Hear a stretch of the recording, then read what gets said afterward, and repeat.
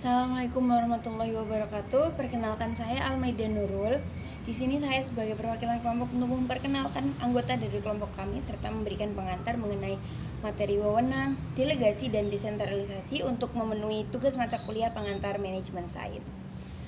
Kelompok kami terdiri dari saya sendiri, Almaida Nurul Karoma dengan NIM 01120028. Kemudian ada saudari Leli Umairo dengan NIM 01120016. Kemudian ada saudari Mareta Esti Nur Arini dengan NIM 01120011. Dan yang terakhir ada saudari Vita Nur Fadila dengan NIM 01120040. Nah, di sini saya akan memperkenalkan kemudian memberikan pengantar mengenai materi wewenang, delegasi dan desentralisasi. Kemudian nanti materi kedua yakni mengenai wewenang akan disampaikan oleh saudari Tata atau Mareta Esti Nur Arini. Kemudian materi ketiga yaitu delegasi akan disampaikan oleh saudari Vita Nur Fadila, dan materi terakhir mengenai desentralisasi akan disampaikan oleh saudari Leli Umairo. Langsung saja, di dalam setiap perusahaan semuanya pasti mengenal istilah wewenang, delegasi dan desentralisasi. Pasti hal itu sudah sangat umum di dalam sebuah organisasi ataupun perusahaan.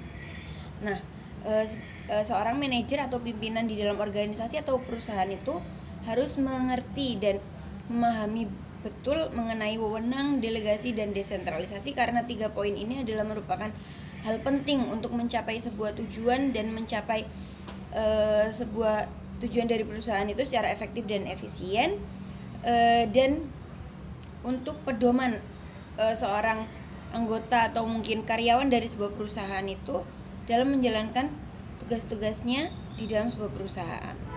Nah, wewenang, delegasi dan desentralisasi ini banyak disalahartikan oleh seorang karyawan maupun anggota organisasi. Hal ini akan menimbulkan suatu perdebatan antara satu anggota dengan anggota yang lain apabila ada salah pengertian dari setiap individu. Nah, salah pengertian nanti akan menimbulkan keributan ataupun kericuan di dalam sebuah organisasi, baik antar individu, antar divisi ataupun antar organisasi, yang akan sangat merugikan organisasi atau perusahaan itu sendiri, dan pastinya kita tidak menginginkan hal itu terjadi. Kemudian seorang manajer atau mungkin pimpinan itu harus menguasai betul-betul teori dan konsep wewenang, delegasi dan desentralisasi untuk menjalankan tugas-tugasnya sebagai pimpinan yang menyadarkan ataupun merealisasikan 3 poin ini. Nah, langsung saja untuk tahu lebih lanjut apa sih sebenarnya wewenang, delegasi dan desentralisasi akan dilanjutkan oleh teman-teman saya berikut ini. Terima kasih. Wewenang adalah hak untuk melakukan sesuatu atau memerintah orang lain agar tercapai tujuan tertentu. Wewenang ini merupakan hasil delegasi atau pelimpahan tugas dari atasan ke bawahan dalam suatu organisasi. Jadi, wewenang merupakan dasar untuk bertindak, berbuat, dan melakukan kegiatan dan aktivitas di dalam suatu organisasi. Contohnya, seorang manajer suatu organisasi mempunyai hak untuk memberi perintah atau tugas serta menilai pelaksanaan kerja karyawan di perusahaan tersebut. Kenapa sih wewenang itu penting bagi seseorang? Yang pertama, karena wewenang merupakan dasar hukum bagi seseorang. Yang kedua, wewenang selalu akan menciptakan power, right, and responsibility. Yang ketiga, wewenang menjadi tolak ukur kedudukan, sifat pekerjaan, dan tanggung jawab seseorang dalam suatu organisasi. Yang keempat, wewenang menjadi batas tentang apa yang dapat dikerjakan dan yang tidak dikerjakan dalam suatu organisasi. Yang kelima, wewenang merupakan kunci pekerjaan manajerial. Nah, sumber-sumber wewenang. Yang pertama, ada formal authority theory, di mana seseorang mendapatkan wewenang karena ia memiliki barang di dalam suatu organisasi tersebut. Yang kedua, ada acceptance authority theory, di mana wewenang seseorang bersumber dari penerimaan, kepatuhan, dan pengakuan para bawahan terhadap perintah dan kebijakan atas kuasa yang dipegangnya. Yang ketiga, ada authority of the situation, artinya wewenang yang diperoleh seseorang karena situasi. Yang keempat, Ada position authority, artinya wewenang karena posisi atau jabatan dalam organisasi tersebut.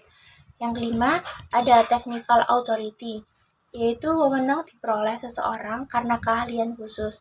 Yang keenam, ada juridis authority, artinya wewenang ini diperoleh seseorang karena hukum atau undang-undang. Nah, wewenang sendiri ada 3 macam. Yang pertama ada wewenang lini, di mana wewenang manajer yang bertanggung jawab langsung di seluruh rantai komando organisasi untuk mencapai sasaran organisasi. Contohnya, manajer di perusahaan manufaktur mungkin membatasi fungsi lini para produksi dan penjualan, sedangkan manajer di departemen store dengan elemen kuncinya adalah pembelian akan mempertimbangkan departemen pembelian dan departemen penjualan sebagai aktivitas lini. Yang kedua, ada wewenang staff, di mana wewenang kelompok individu yang menyediakan saran dan jasa kepada manajer lini. Contohnya, seseorang staf menawarkan manajer lini saran perencanaan dengan lewat penelitian, analisis, dan pengembangan pilihan, ataupun telah digunakannya staf penasehat. Yang terakhir, ada wewenang staf fungsional, di mana wewenang anggota staf departemen untuk mengendalikan aktivitas departemen lain karena berkaitan dengan tanggung jawab staf spesifik. Nah, contohnya, seorang manajer keuangan divisi A melapor lewat rantai komando kepada manajer umum divisi A, tetapi juga bertanggung jawab kepada wakil presiden untuk keuangan di tingkat korporasi. Saya di sini akan menjelaskan mengenai delegasi, melanjutkan materi yang telah diterangkan oleh teman saya sebelumnya mengenai wewenang. Delegasi sendiri dapat diartikan sebagai pelimpahan wewenang atau tanggung jawab secara formal kepada orang lain untuk melaksanakan kegiatan tertentu. Delegasi wewenang adalah proses di mana para manajer mengalokasikan waktunya atau mengalokasikan wewenang kepada orang-orang yang melapor kepadanya. 4 kegiatan yang terjadi ketika delegasi dilakukan. Yang pertama, pendelegasian menetapkan dan memberikan tujuan dan tugas kepada bawahan. Lalu yang kedua, pendelegasian melimpahkan wewenang yang diperlukan untuk mencapai tujuan atau tugas. Lalu yang ketiga, penerimaan delegasi baik bersifat implisit ataupun eksplisit menimbulkan kewajiban dan tanggung jawab. Pendelegasian menerima pertanggungjawaban untuk hasil-hasil yang dicapai. Dalam melakukan pendelegasian tentu kita mengharapkan berjalan dengan efektif. Nah, efektivitas dari delegasi ini menentukan kesuksesan atau ketidaksuksesan seorang manajer. Ada alasan mengapa delegasi ini perlu, yaitu pendelegasian memungkinkan para manajer menghasilkan hasil yang lebih daripada dikerjakan sendiri. Prinsip klasik yang dapat dijadikan dasar untuk delegasi yang efektif itu ada 3. Yang pertama adalah prinsip skalar. Dalam proses pendelegasian harus ada garis wewenang yang jelas mengalir setingkat demi setingkat dari tingkatan organisasi yang paling atas ke yang paling bawah. Lalu yang kedua ada prinsip kesatuan. Lalu yang ketiga adalah tanggung jawab dan akuntabilitas. Tentu dalam melakukan delegasi kita memungkinkan menemukan kegagalan-kegagalan. Nah, ada sebab-sebabnya mengapa delegasi itu bisa gagal. Ada 6 sebab umum mengapa delegasi bisa gagal. Yang pertama adalah manajer merasa lebih bila mereka tetap mempertahankan hak pembuatan keputusan. Lalu yang kedua, manajer tidak bersedia menghadapi resiko bahwa bawahan akan melaksanakan wewenangnya dengan salah atau gagal. Yang ketiga, manajer tidak atau kurang mempunyai kepercayaan akan kemampuan bawahannya. Lalu yang keempat, manajer merasa bahwa bawahan lebih senang tidak mempunyai hak pembuatan keputusan yang luas. Lalu yang kelima, manajer takut bahwa bawahan akan melaksanakan tugasnya dengan efektif sehingga posisinya tersaingi. Lalu yang terakhir atau yang keenam, Lois Allen mengemukakan beberapa teknik khusus untuk membantu manajer melakukan delegasi dengan efektif. Nah, Teknik yang pertama adalah tetapkan tujuan. Lalu, teknik yang kedua adalah tugaskan wewenang dan tanggung jawab. Teknik yang ketiga, berikan motivasi kepada bawahan. Yang keempat, meminta penyelesaian kerja. Yang kelima, berikan pelatihan. Dan yang keenam adalah adakan pengawasan yang memadai. Sekian. Desentralisasi. Desentralisasi merupakan pemberian wewenang kepada jajaran manajemen yang lebih rendah untuk mengambil keputusan dalam suatu perusahaan atau suatu organisasi. Jadi, desentralisasi ini penting karena ketika perusahaan menjadi lebih besar, organisasi menjadi lebih kompleks untuk dikelola. Sehingga mengambil keputusan hanya mengandalkan manajer atas hanya mustahil. Selain membuat beban pekerjaan yang lebih berat, keputusan mungkin tidak efektif bagi organisasi. Yang kedua, pengambilan keputusan yang lebih tepat. Jadi, kalau pengambilan keputusan hanya dilakukan oleh manajer bagian atas, mungkin keputusan yang diambil tidak akan tepat untuk perusahaan tersebut. Yang ketiga, desentralisasi juga penting untuk mempersiapkan manajemen level bawah dengan kompetensi yang memadai. Dengan lebih banyak tanggung jawab pengambilan keputusan, mereka berkesempatan untuk mengembangkan diri mereka dalam perusahaan tersebut. Ciri-ciri desentralisasi. Yang pertama, makin banyak jumlah keputusan yang diambil manajer madya atau manajer pada lini pertama, maka semakin banyak wewenang yang didelegasikan kepada mereka. Yang kedua, semakin penting keputusan diambil oleh manajer lini pertama.